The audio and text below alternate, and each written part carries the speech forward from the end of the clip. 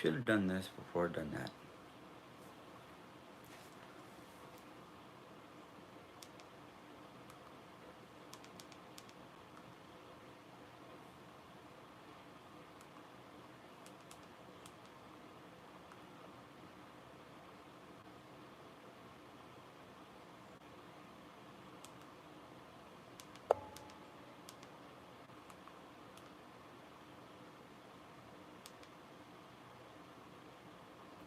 Sorry, folks. I'm trying to.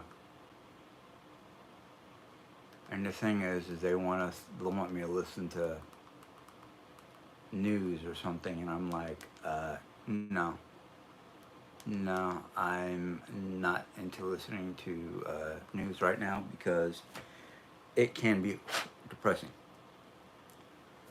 And come on, come on, okay. So many things and so many things. It's kind of funny, even though it's not funny. It's um, how do I describe it? It's just weird how things turn out. Um, this whole week has been, like I said on Jerry Ann's channel. This whole week has been one of those. It flew by so quickly that I'm like, well, I know I got a lot of stuff done that was important to me and Jerry, but what exactly did I get done? And that's where I rely on Jerry because she's like, well, we did most of the carport. We did some cleaning and organizing and stuff around the house. So I know from what Jerry Ann said that we got a good bit of stuff done. Give myself grace, that kind of thing. And I'm like, hmm, never been one to give myself grace because I mean,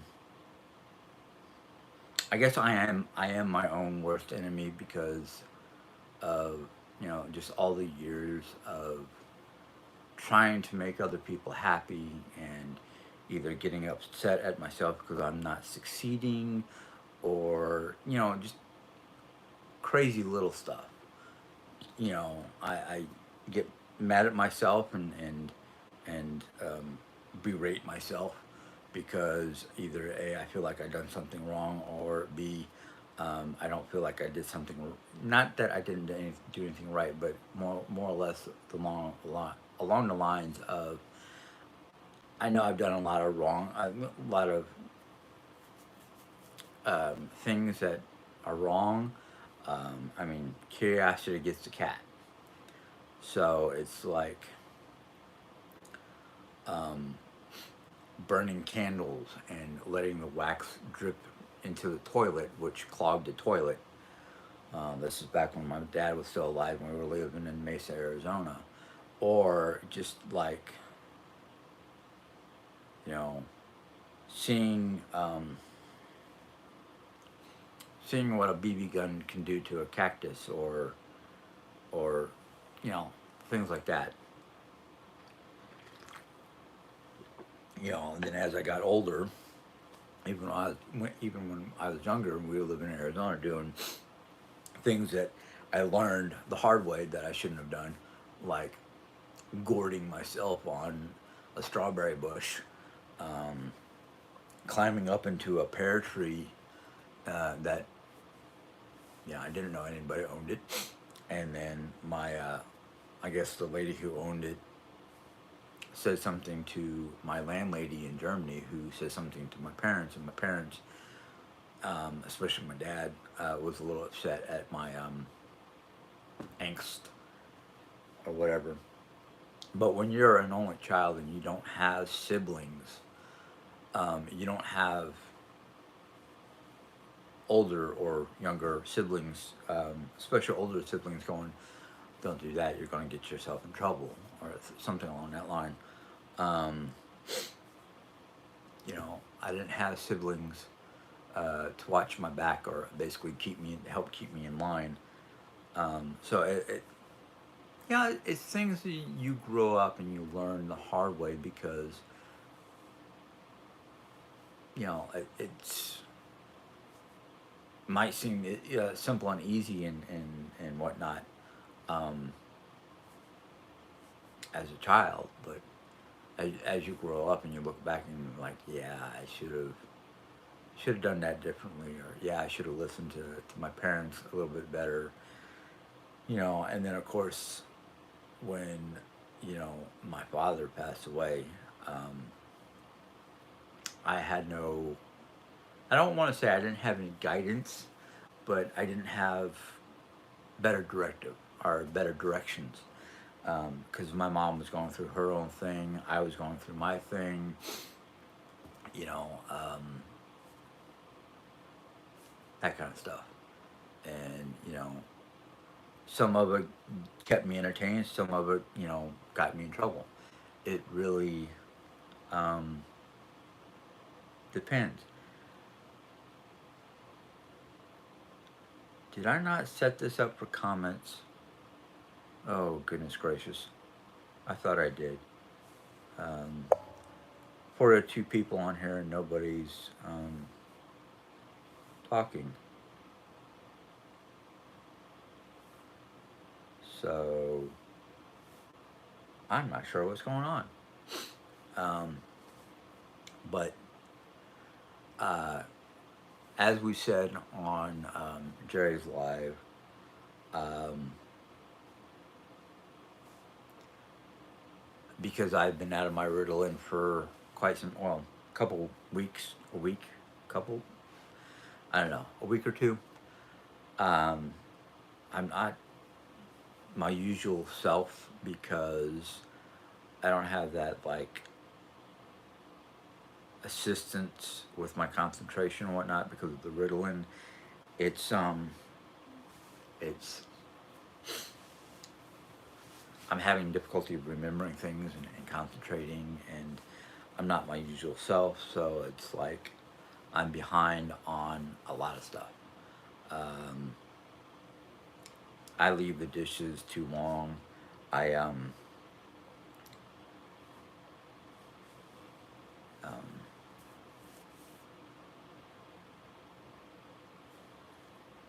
I'm just all over the place.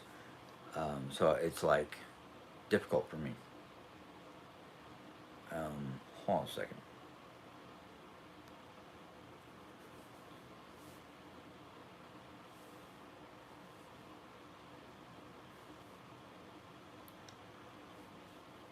Because nobody is saying anything. I gotta ask Jerry to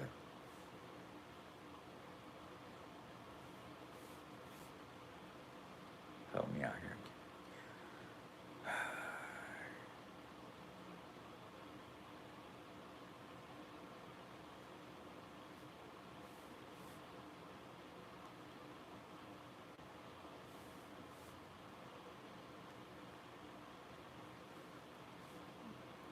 But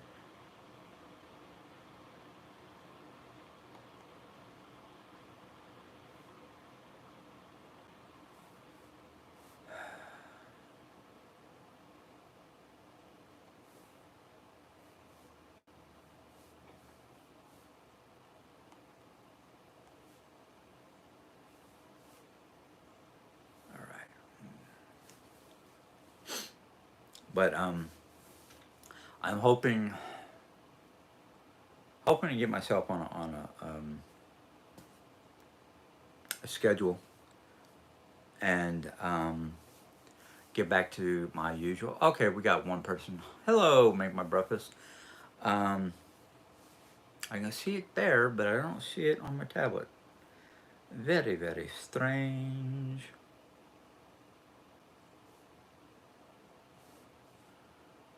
Okay, okay. Must have been my settings at first because I wasn't getting anything.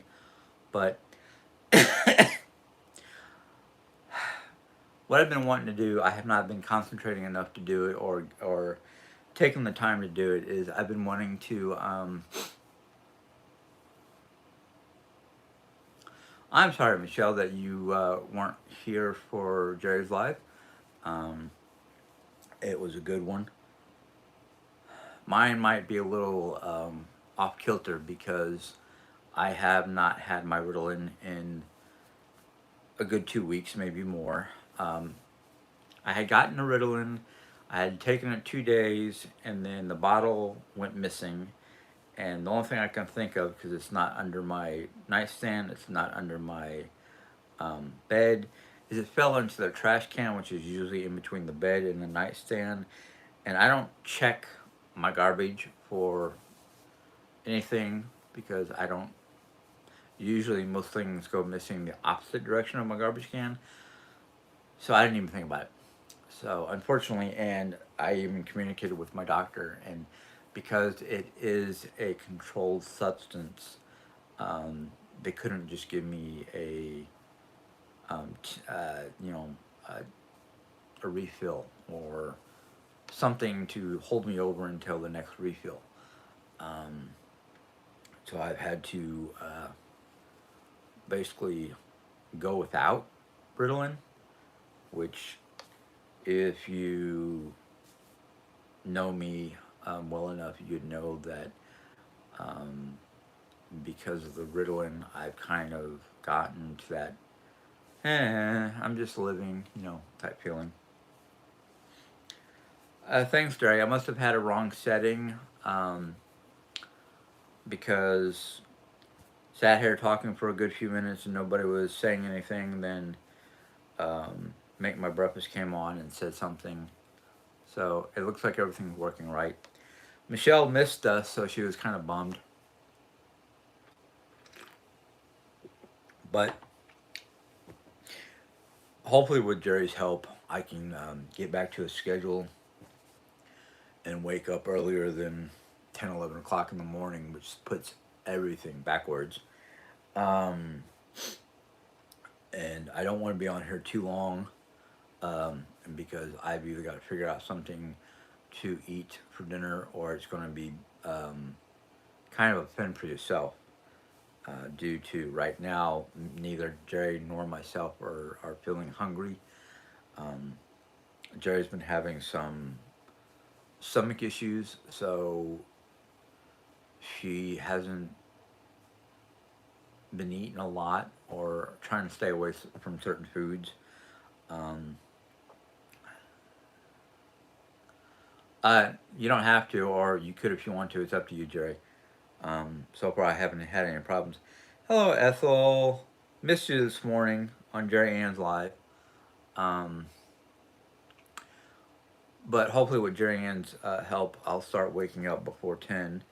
I do have a 9 o'clock and a 9:30 alarm set, but I've been like hitting the stop button and rolling over and going to sleep, um, which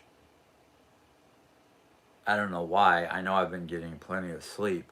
I think it's the depression or bipolarism or whatever you want to call it creeping up on me due to a lack of the Ritalin. And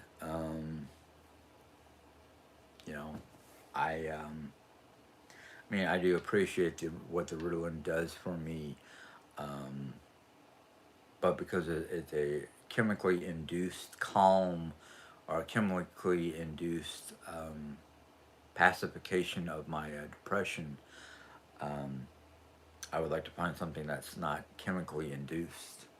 But unfortunately, a lot of things that I've tried in the past without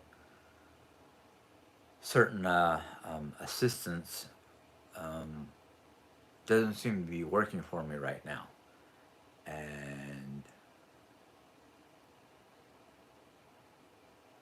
1:30 p.m. Alaska time. Wow, I thought I was getting to that point in time in Alaska where um, it's constant daytime, unless you've got those security blinds that go down and block out the sun. I don't know.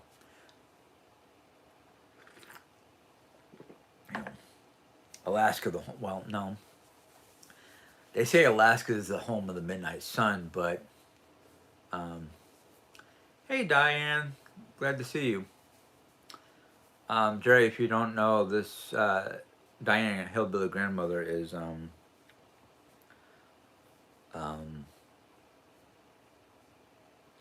JD Mailman's grandmother, I do believe, if my memory is correct.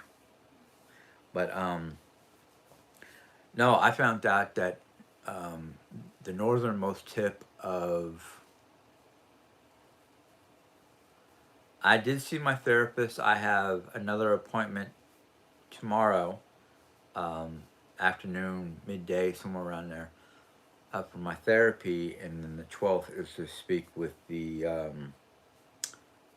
SSDI therapist or whatever to see if I'm crazy enough to get assistance or if I have enough problems to get assistance. Um, no, I found out that the most northern tip or a certain section of Norway and Finland, Norway, and I think Sweden, but it's Norway they focused on. I can't remember the town, but it's a small fishing town in northern Norway that is literally has sun all year round to a certain degree. It doesn't totally go dark, but it doesn't get like, well, in the summertime it gets bright, but during the wintertime it doesn't go like black like Alaska. So I guess that's one of the reasons why they call Alaska the land of the midnight sun. But Denmark, I think, trumps Alaska because it's never midnight. It's never totally dark at midnight at certain times of the year. I wish I kept that clip that I found. That way I can put it out there. Yeah, we went live this morning about 1 o'clock, I think it was. Or was it later than that? No, it was 3 o'clock. Shortly after 3 o'clock. But I actually do miss doing some of that research that I loved doing. But lately, I haven't been doing a lot of research or anything like that because of just the way I've been feeling lately. Um, just, like the only thing I've been interested in lately of doing anything would be, hello, Marguerite, would be just either watching TV or playing games. I haven't really felt really up to doing not even just maintenance around the house. I mean, yes, there are a lot of things I did earlier this week because, hey, Pearl Cottage, because I wanted to get, between rainstorms, I wanted to get the porch cleaned up as best I could um, to get it back the way I wanted it. Um, I've been doing on my tablet. I have the My Bible app, and I've been doing some of their devotionals. So I've been doing at least some of that, but I haven't really like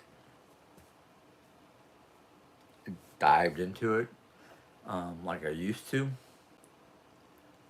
So it's been like really odd um, that I'm not. I don't want to say odd, but just really haven't been feeling up to it. We are under severe thunderstorm warnings until either 8 or 10 p.m. tonight. Um, I just they're just putting us under a warning right now. Um,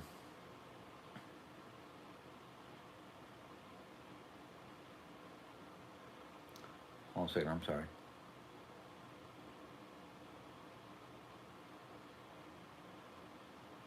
Yeah.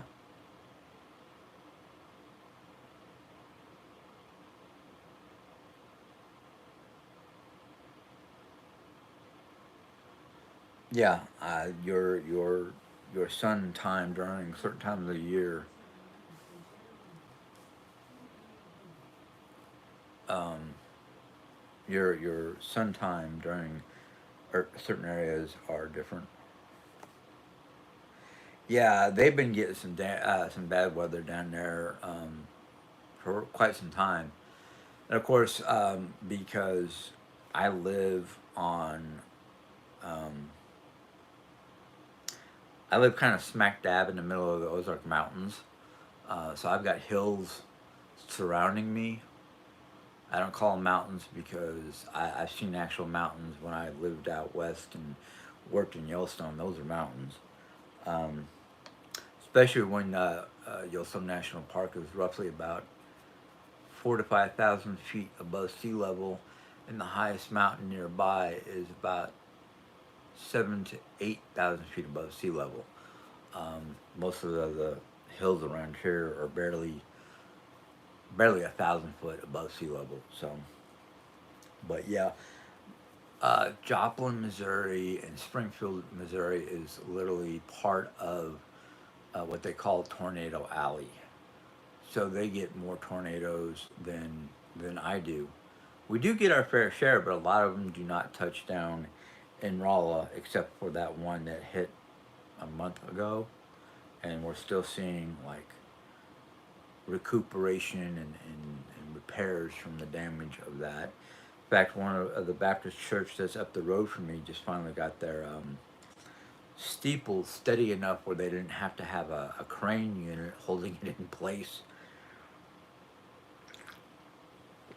But yeah, there's still some structural damage in houses and buildings. And I hope the one building that I'm thinking about gets repaired because um, it has the only metaphysical shop in town. Um, so let's see here.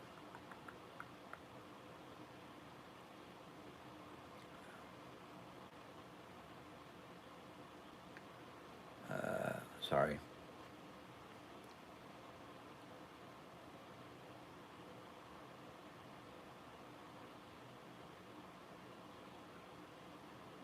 Well, I can see that, Ethel.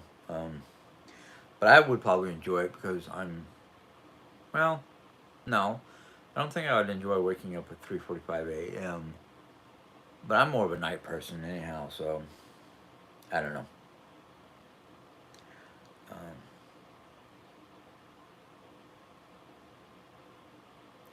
yes, we're actually doing pretty good. I mean, Jerry right now is having some stomach issues, uh, and she's also having the inner ear issue that helps with balance, like the inner gyroscope of your body, so it knows it's not moving around. So she's having some minor vertigo issues, um, but otherwise she's doing pretty good. Me, it's more like because I've been without my Ritalin, I'm having like varying levels of depression, and because of those varying levels of depression, I've been like, I get to the dishes when I feel like it, and then by the time I get to the dishes, it's because I have to because they're building up too much, and it's like a day's worth of dishes, which normally would be like I have to do those dishes at least once a day. But yeah,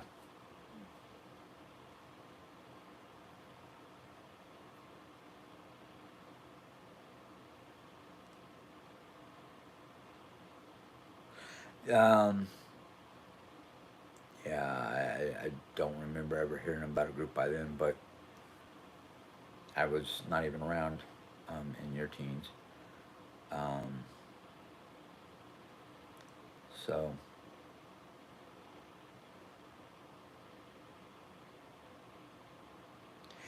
um, no, Jerry hasn't fell yet. She's just felt off balance. So yeah, Yes, I know.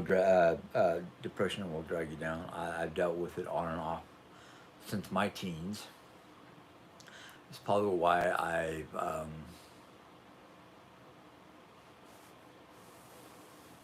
had a lot of issues back in my late teens, early 20s, up into my 30s.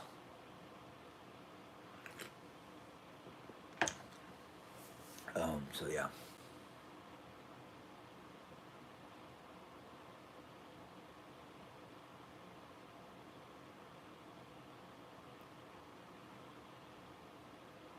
Um, but otherwise, we're dealing with, well, how do I put it?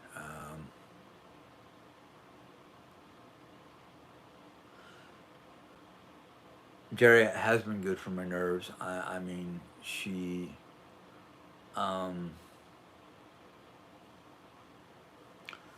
she's helped me with a lot of different things, and she's been there for a lot of different things for my help.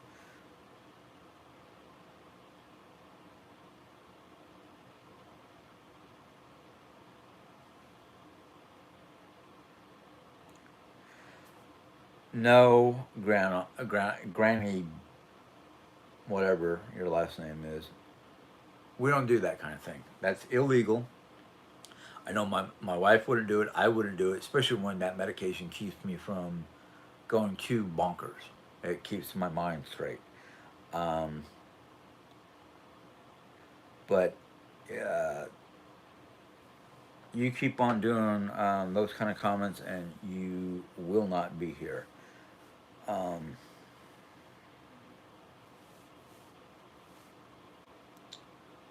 um, I forgot to do this, Diane. Diane. So I'm doing it now. So congratulations, you just got a wrench.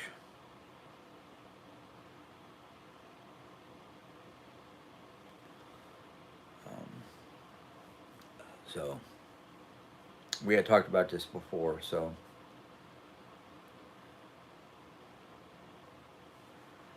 um, but anyhow, I just remembered to give you the wrench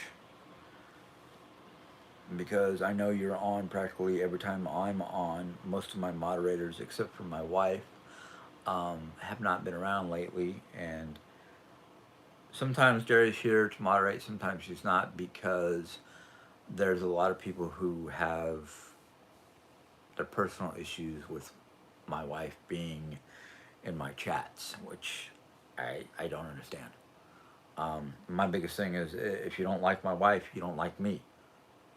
Same thing with, if you don't like me, all right, you like her but not me, then, you know, why are you here? We're a married couple. We're not attached at the hip. See, Jerry Ann's here. Um, we're not attached at the hip, but we are a couple who loves each other. And yeah, I keep on forgetting to call you before I go online. But sometimes I'm just like, eh. But my thing is, and I'm pretty sure Jerry is the same way, is if you don't like either one of us, uh, why are you coming to the person you like and either A, trying to ask questions, which is none of your dang business, or B, trying to stir the pot? And I'm sorry, that's a no go zone. I mean, you know, exactly, nothing's going to change my love for Jerry. We might joke around like we were joking around on her live this morning about, she was talking to her best friend, and her best friend had mentioned that this August will be our 25th anniversary. And I was jokingly going, okay, where's the escape pod? And Jerry goes, I'm sorry, I tried to escape already and I broke it.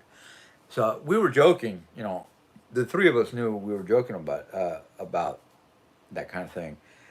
So it was kind of like one of those. funny things. Excuse me.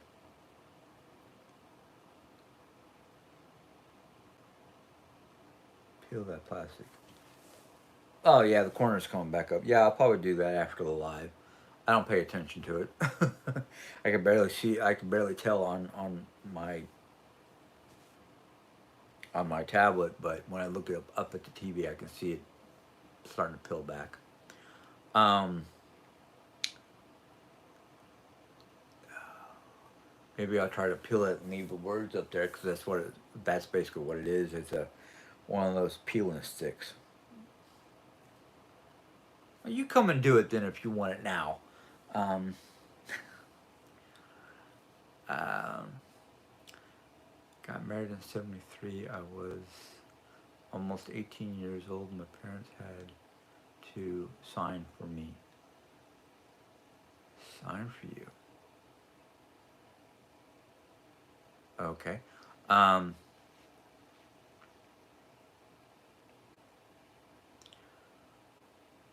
'73.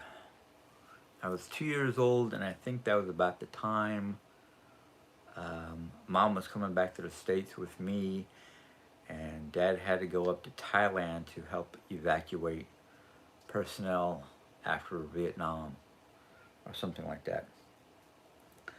Um,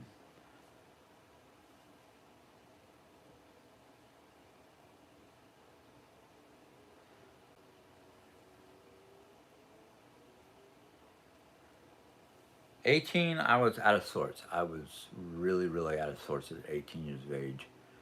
I mean, my father had basically just passed away 2 years earlier. Um, oh, I see, I see. Okay, now I understand. What did I get wrong, Mom? I'm glad to see you here. Um,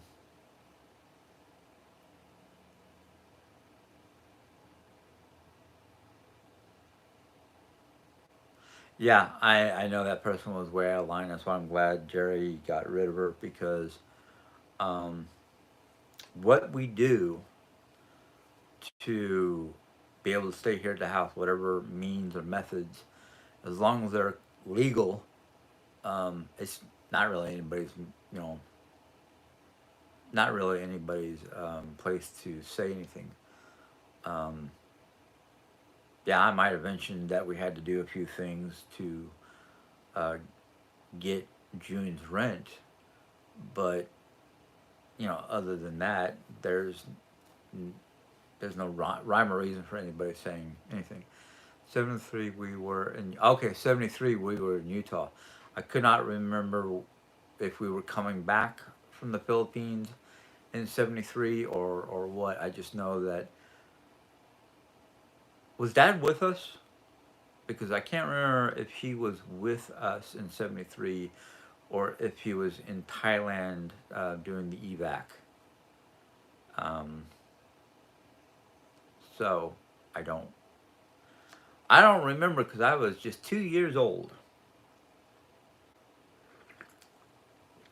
Um, and I was just trying to remember stories, um, which is kind of hard nowadays because I can barely remember Arkansas. The only thing I can remember about Arkansas is we weren't happy. Nobody in Thailand was 74. Okay. Okay. So basically, we were stateside in 73. Dad had to go back to Thailand in 74. Where were we? Were we in Gerald with Grandma? Or did we stay in Utah? I don't remember. Like I said, anything before 77, 78. Well, no. I'm going to have to say before 79 and 80 is kind of becoming a real big blur. Gerald, okay. Okay, thanks, Mom. I'm glad you're here. Um, Sorry we didn't do anything today, Mom. Diane and I have been not really in. Diane's been having issues with her equilibrium from her inner ear.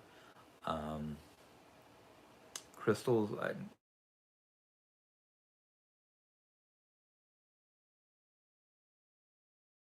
Sorry, I paused there for a second. Um, my last laundry alarm just went off. Don't need to do laundry because we got it earlier. Getting married and failed, falling in. Oh, and falling in love with was beyond grand. Oh yeah, I'm. I um. Me and Jerry had so many similarities and interests and whatnot that and maybe I'm pretty sure it was mostly because of me, but um, I took my chances to go to New York to meet Jerry and her family, and let's just say it was a wild beginning, but then the stresses of being in the big city like New York, even though we weren't in New York, we were in a suburb outside of New York. We were in Nassau County. Um, Long Island was just a trip over a bridge, um, and that's where I started my first job. Was basically at a grocery store in Long Island, which is no longer there. Um, and I mean, yeah, we have had our rocky times. We still do now, even now, which I don't see how any good marriage won't have some rocky parts. But things things started changing for the better within the last year or so, because I was getting the proper help I need, or I am getting the proper help I need. I'm getting the proper medications I need. I'm taking steps to be more calm and relaxed and understanding. And um, Jerry sees a lot of the changes. I don't always see the changes, especially emotionally or because of lack of medication. So I take her word for it because she can see things from the outside that I can't. I don't know if it's crystals in the ear or what it is. We had to look up vertigo and look up how to treat it at home. I'm hoping she does mention it to her doctor next time she sees the doctor, or at least gets a hold of the doctor to ask questions or talk about it. So yeah, yeah, big changes, big chances. You know, um, let's see here. Uh, every marriage has its rocky times, but you got much angrier, it'll ruin. Yeah, that's why I'm trying to um, use all the tools that I have that I've been given by a, you know one therapist or another. Um, I kind of thought you meant psychiatrist, not psycho. Um, I have an appointment tomorrow with my therapist. Um, and I do believe she is a fully licensed psychologist, not a therapist. Um, so, okay, I did not know that she was one who diagnosed vertigo. Well, that was one of the things is that I know that we found a bunch of like things that Jerry can do here at home to help with the vertigo. We also found out that if she sleeps on one side, she doesn't have to deal with the vertigo. Um, if she sleeps on the other side, she'll have to deal with vertigo. And then, like, it's like one of those, like, if she sleeps on the side that helps with the vertigo, it causes some stomach issues. If she sleeps on the side that helps with stomach, it causes issues with vertigo. So it's one of those weird um,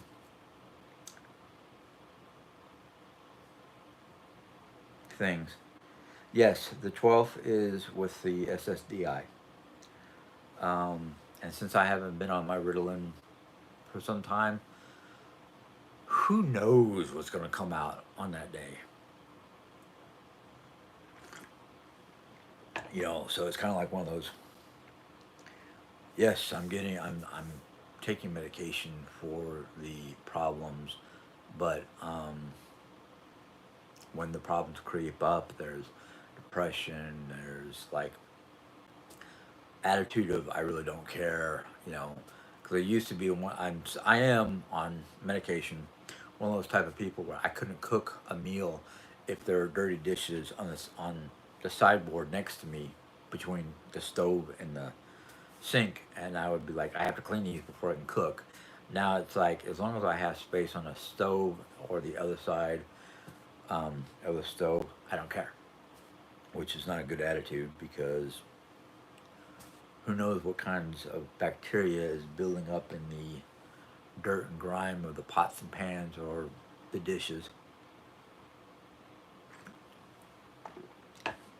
or what kind of enzymes or whatnot are on the dishes from the dog licking the dishes clean. So yeah, um, I don't know if Jerry likes ginger ale or if we have anything in the house for her. But for me, when I was having stomach problems, it was basically room temperature 7 Up, not Sprite, 7 Up. So,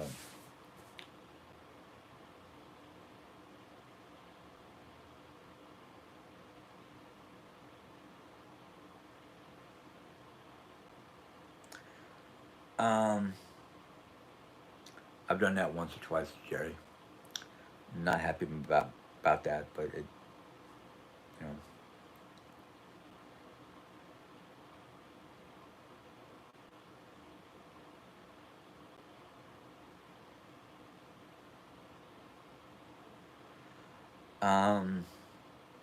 make my breakfast. I think she had a colonoscopy, but I'm not sure.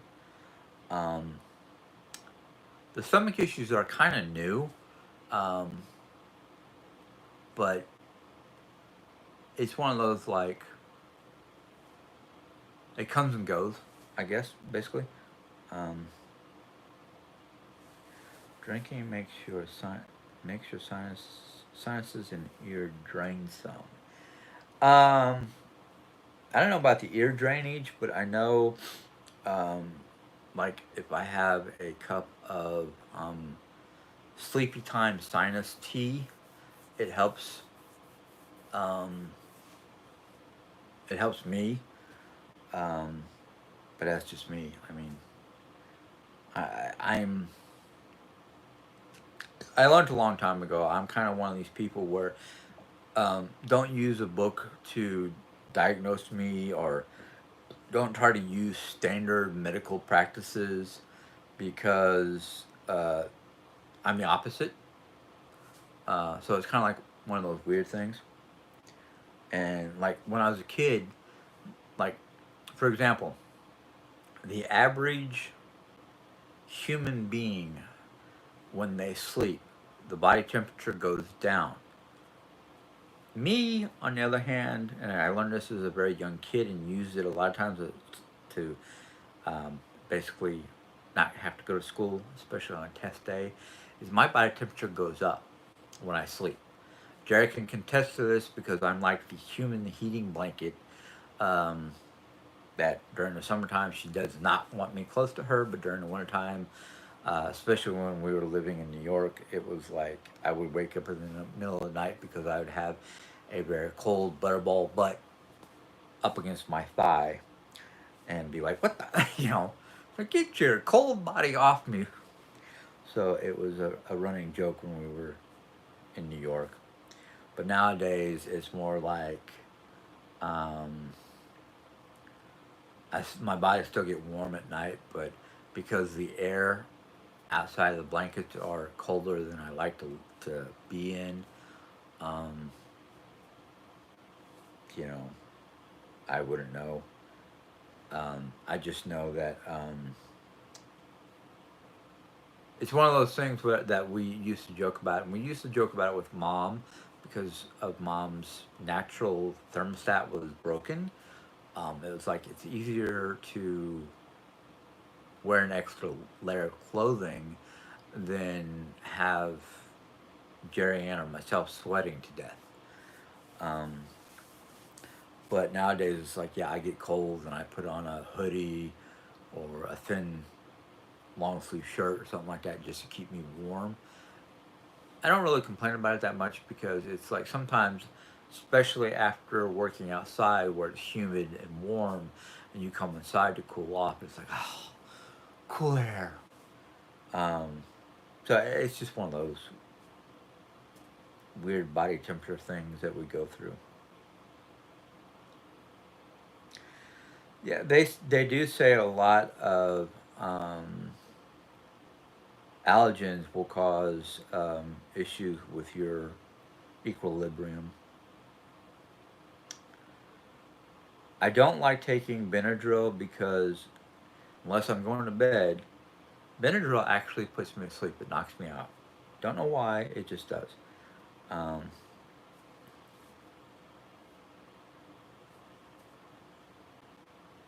so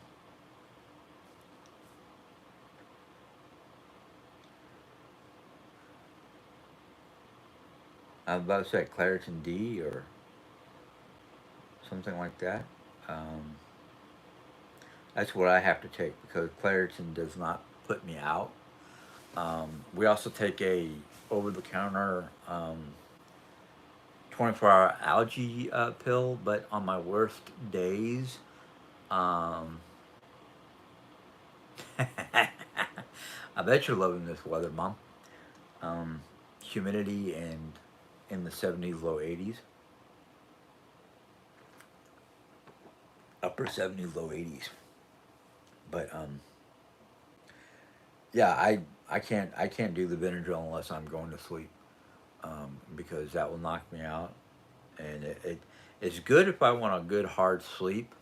Um, but sometimes in the morning time, I'll have this like grogginess where it's not really like a hangover, but it's just like, okay, I got to get my bearings, I got to get my balance, you know.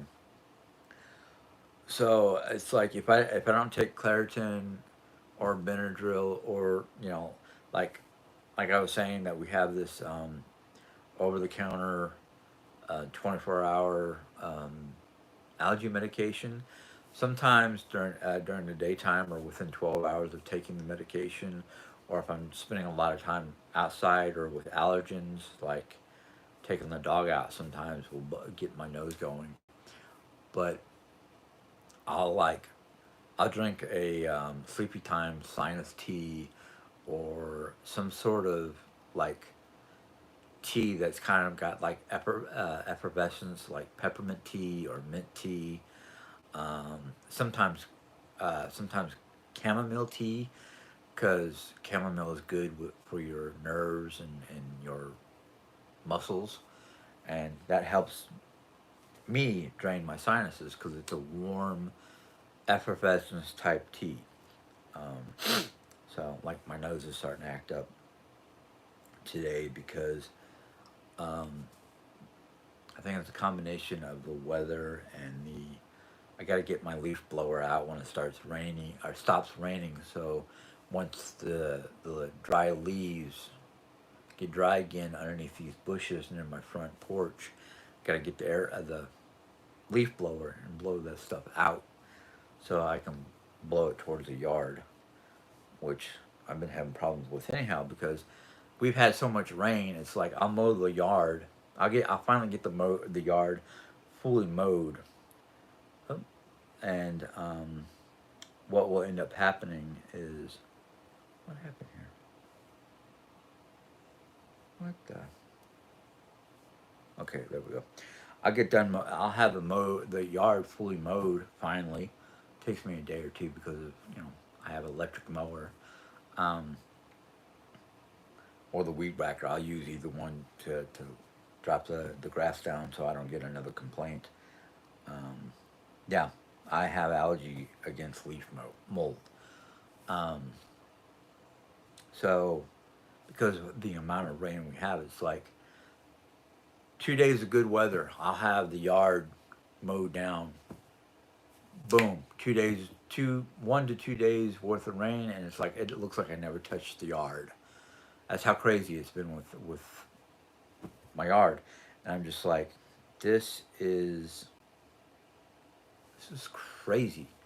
So it's like I I don't have the extra money to pay for people to come and do my yard, clip my hedges, weed whack the weeds, that kind of thing. So it's like I do it the best I can myself, which, yeah, I got this patch of yard between me and the new neighbors half done, and then bam, we got like 2 days worth of good rain. And granted, you can tell this area is really tall and whatnot, but the other pieces of the yard barely looks like it's growing.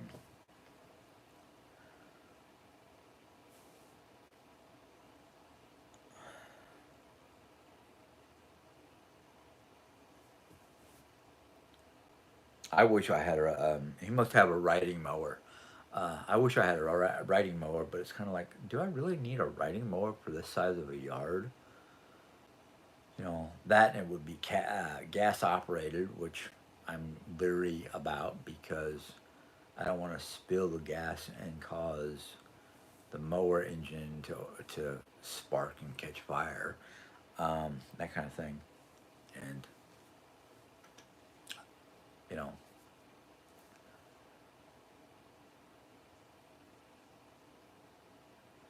hey, you know what? Sometimes if you can keep something running, why replace it? You know.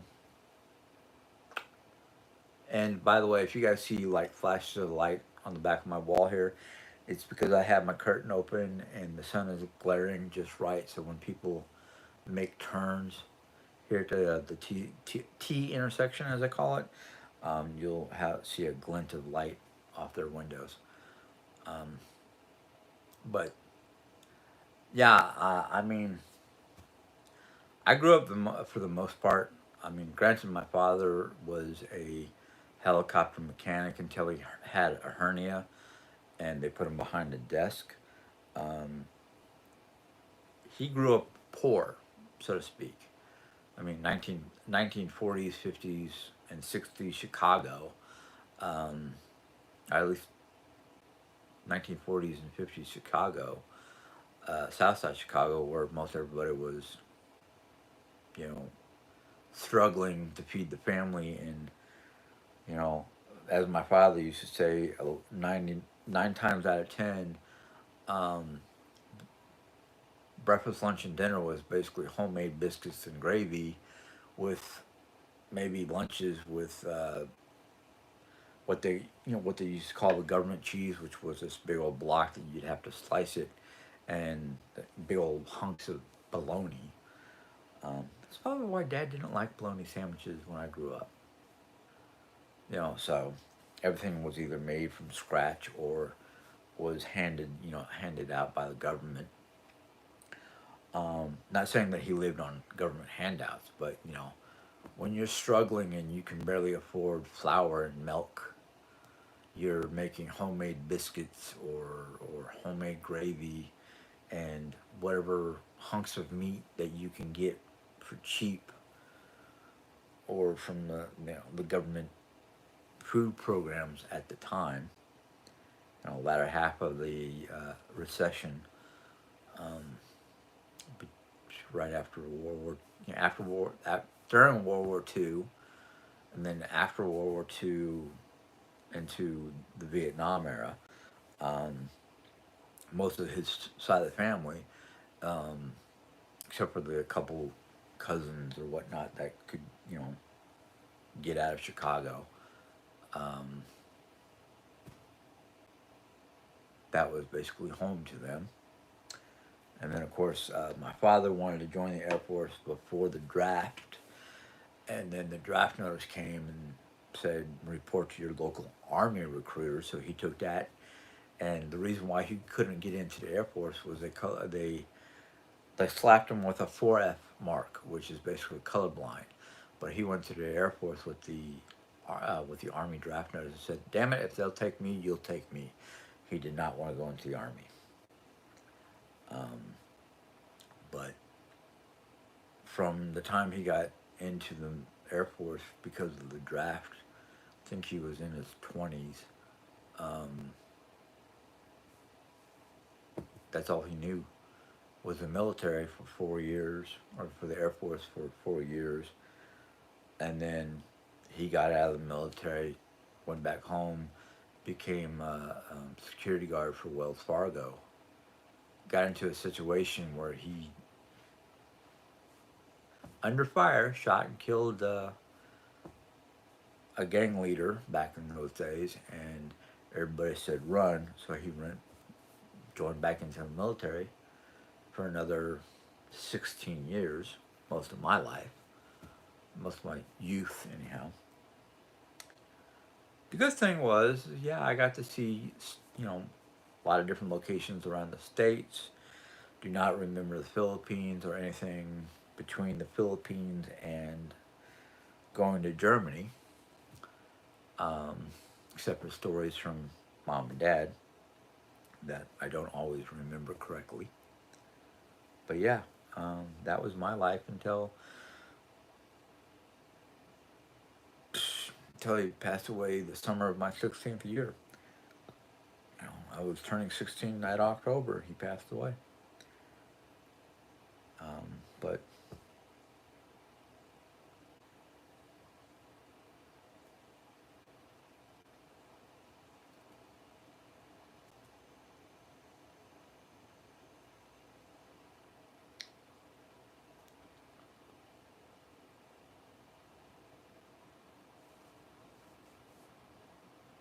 yeah, homemade stuff. My dad was good at making homemade stuff, homemade dishes at one point. He created his own five-alarm chili. His own version of goulash, um, which was basically any edible kitchen leftovers went into a big old pot, and he made food out of that. And when he was working at McDonnell's Douglas or Hughes Helicopters, you know, he used to bring a big old pot of goulash, homemade five-alarm chili to garbage pizza. You know, you know. My father, yes, my father was in the Air Force. He was not a cook in the military. I went into the Air Force, or not into the Air Force. I went into the Army to become a what they call a pre-service specialist, which is basically a glorified cook. Um, but because of various health issues that I thought were in remission or gone, like my bronchitis, and I developed shin splints during basic training, um, I was given a medical discharge, which is basically it's not really a dishonorable or honorable discharge, it's a medical discharge. So, I think Dad did make beef stroganoff. I don't remember what he used, but my dad he loved to cook, but he did not like cooking on demand because there was a lot of people throughout my life that kept on saying, "Jim, you should." My father, which was Big Jim, um, actually it was Jim. I was Jimmy or James, depending on who we talked to. My family called me Jimmy. Most of my friends called me James. And then when my father passed away, and when I was in junior high, I switched my name to Jim. But my father was one of those type of people that he loved to cook. He could make just about anything out of anything, and people loved it because even leftovers, he would take leftovers and make it into something different. And mom and I loved it. But he was one of those type of people of like, yeah, I'll cook, but I don't want to cook on demand. So he didn't want to have his own restaurant or be the chief cook at a restaurant because he did not like cooking on demand. But everybody swears that if it wasn't from a lot of people that knew my father, he worked with a guy who became it. The restaurant became IHOP, and he made all kinds of great breakfasts. And I think a lot of his recipes became the standard method of making breakfast at IHOP. But I don't know if that's true. It's just a story that kind of got passed down in the family. Um, Mom, if you know if that's true or not, please chime in if you're still here. Um, but of course, one of the things I learned after my father passed away was my father was a great storyteller. He had a lot of different stories, and we can only know if those stories were correct or not if it was backed up by family members. So, yeah, he did a lot of management training, and oh, that man was in management training and wanted Dad as his chief cook. Okay, so that story is correct. Um, but like I said, my father had a lot of different stories, and if my family could not like say that they were true or not, I had to make a lot of guesses if they were not because unfortunately I kind of became my father's son and had a lot of had I don't do it anymore, but had a lot of stories um, that either I had to have friends or family members um, who knew the truth say yes or no. Um, but my wife knows when I'm bullshitting or not. So, but as my wife would tell me, there's no reason for me. No, he could handle the heat. He loves to cook. I mean, we would be in Arizona in the middle of summer at 100 plus degrees, and my dad, depending on the occasion, would be barbecuing outside in the heat. Um, well, that's the thing, breakfast. At the time, I did not realize how many true stories, because of my upbringing and my life in the military and all the different places, I thought I had to create stories to make myself seem bigger or better than I thought I was. But Jerry Ann has proven to me that I don't need to create stories to make myself look bigger or better or anything like that because I've had a very interesting, active lifestyle as a child, growing up in the military and growing up around military personnel and places I've lived and places I've been. So it's like I I don't know if it's I don't know if it would be learned behavior, but I think it was more like I had to live in the shadow of my father, who has done, like myself, many real good things throughout his life. But yeah, there were a lot of things from his childhood, his teens and whatnot, that would be like, I have to cover up for so and so because they're getting themselves in trouble, and I don't want them to be in trouble, but I also don't want to be a rat type thing. So I guess part of my persona between my teens to the point where I got married, my 30s, I guess, that I felt that I had to create a bigger, better persona than who I really felt like I was. Because I was always down on myself, or I grew up with people putting me down because of my learning disabilities or my mental disabilities or things like that. Because the military in the 70s and early 80s did not know how to diagnose um, children with ADD and learning difficulties. So it was like either he's dumb or he's slow or he's whatever, because they didn't understand dyslexia or ADD or reading disabilities or disabilities of that kind. In fact, up until I got into high school, I had a lot of trouble in school because of my learning disabilities. And I've told this story time and time because it's not only is it a true story, it's one of the stories in my life that was a turning point for me with my education and my, disabilities. And I'll keep on telling you the same story because it's one of those stories that I'm very proud of and very happy about.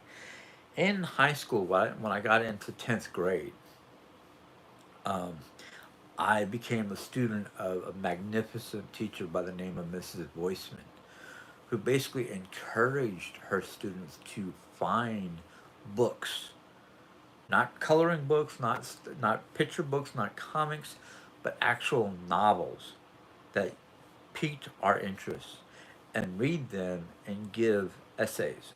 Now, because of my difficulties, I was allowed verbal essays.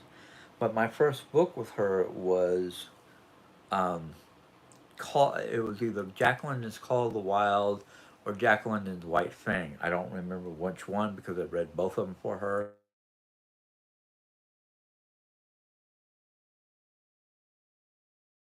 Find a book after those that caught my interest.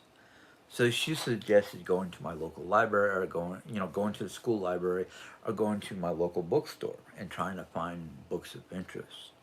So I got into a book. The first book I read out of a series, which was the fourth book, was called Phantoms Afoot by Mary Summer Rain.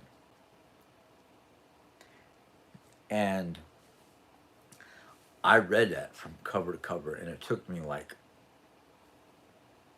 3 days. Oh yeah, I know I gotta get off this. In fact, I think this will be my last story, or my last whatever. But I read it within 3 to 4 days, which I'm not known for reading books in that short period of time. But I ate the book up.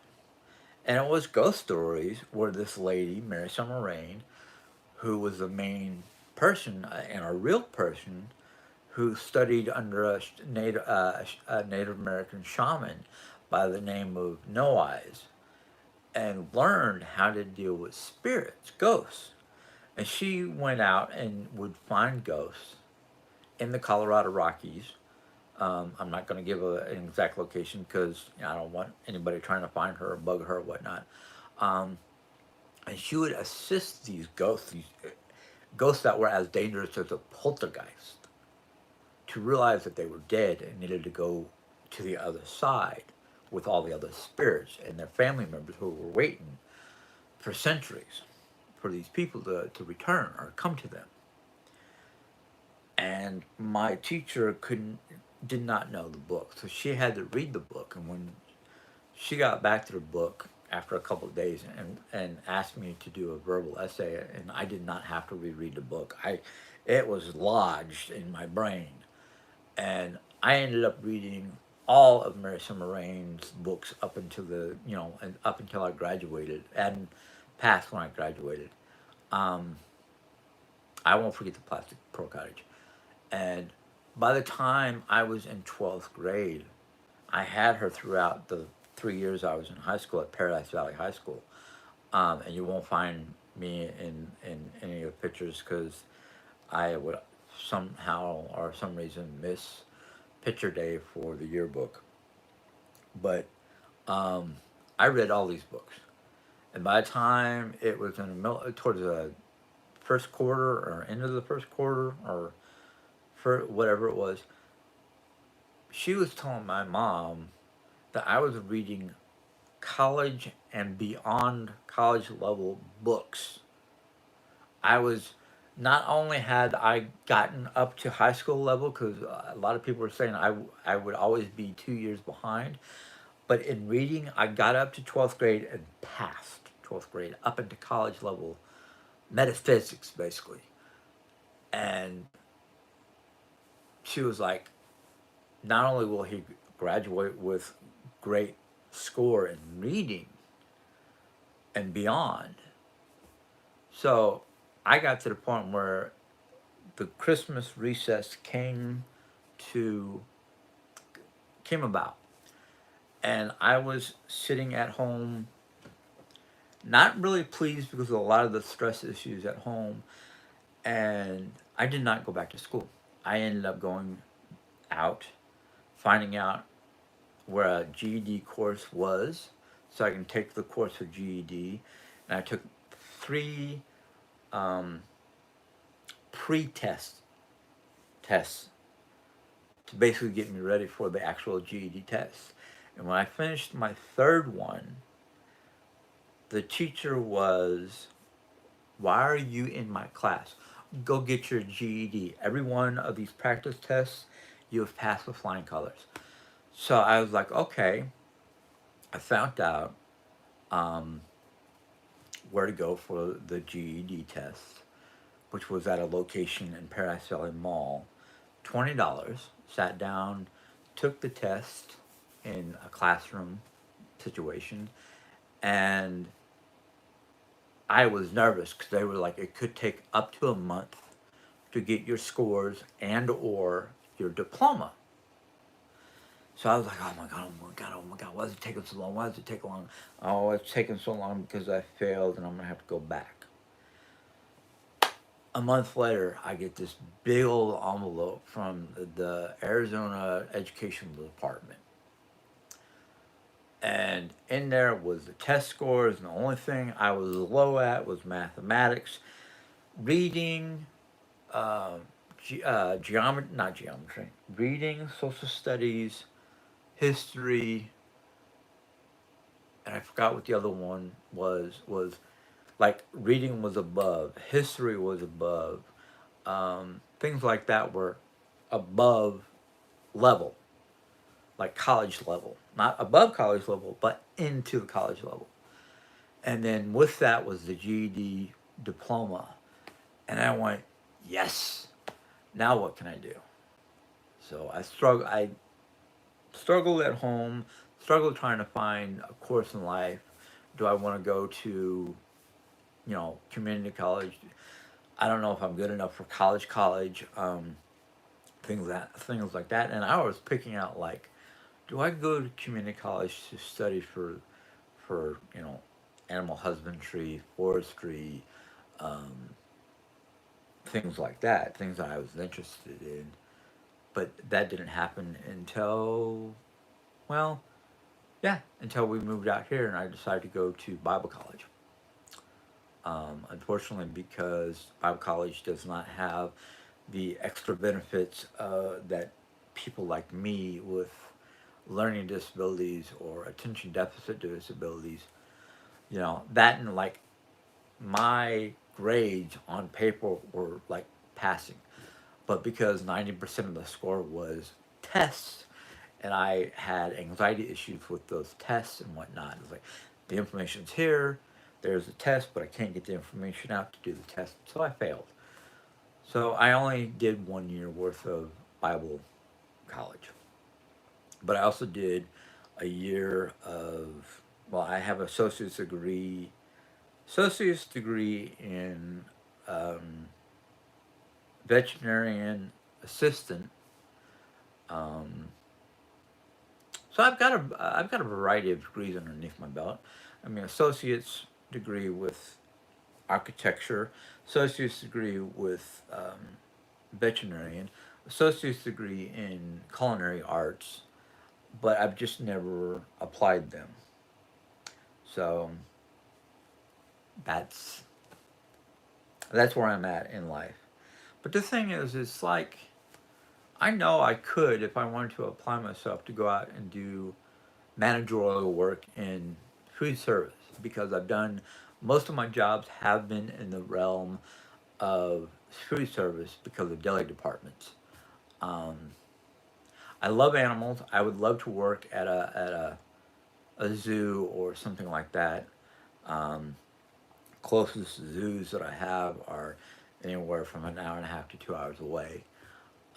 There are a couple of animal sanctuaries that I would like to work with, but again, distance to those sanctuaries. if Jerry and I were able to move closer to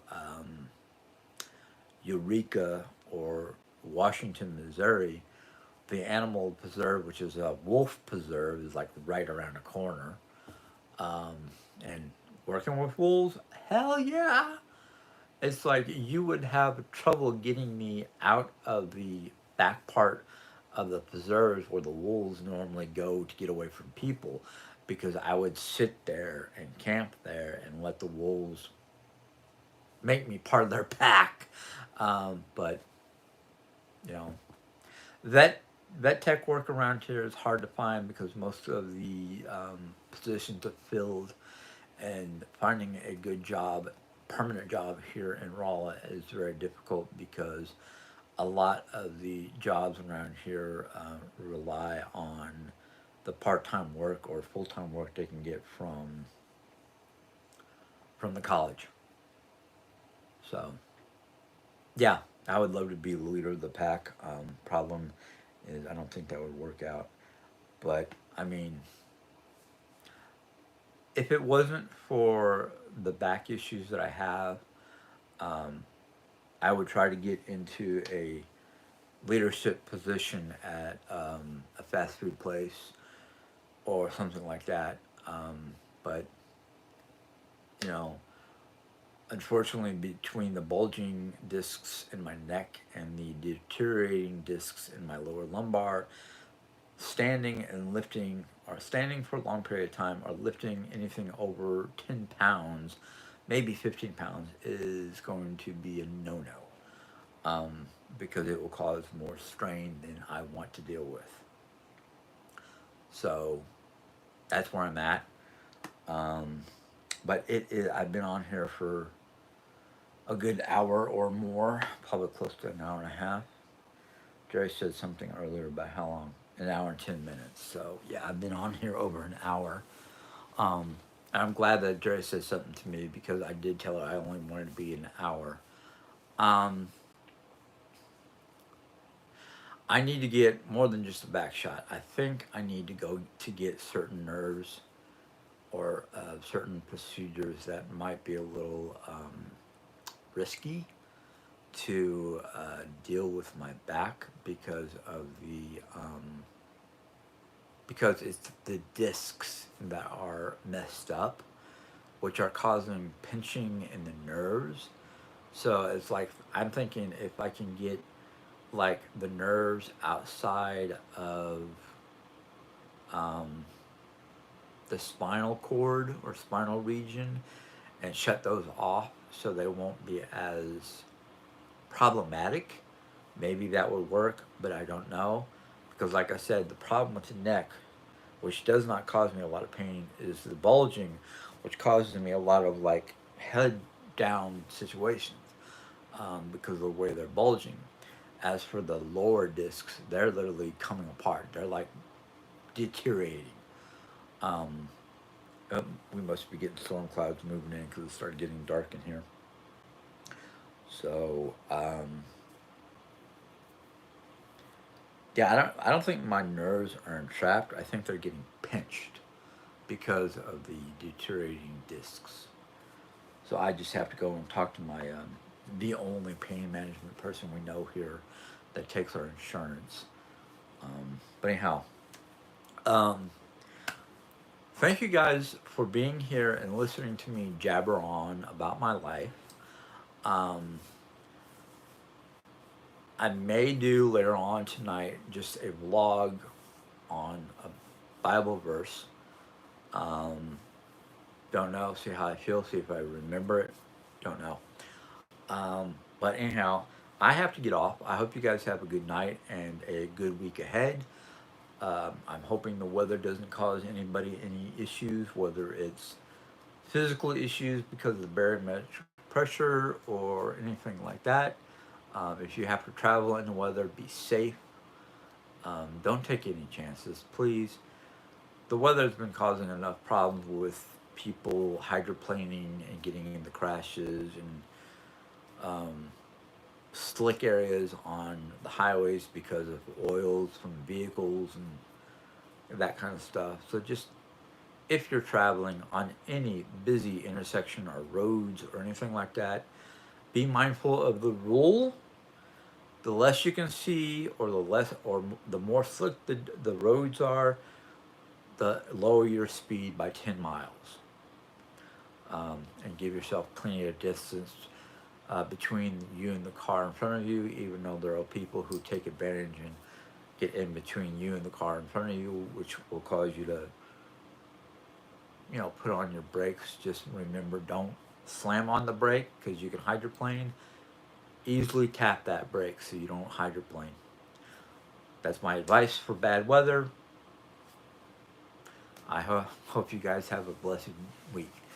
You guys have a good day. Good night. Bye.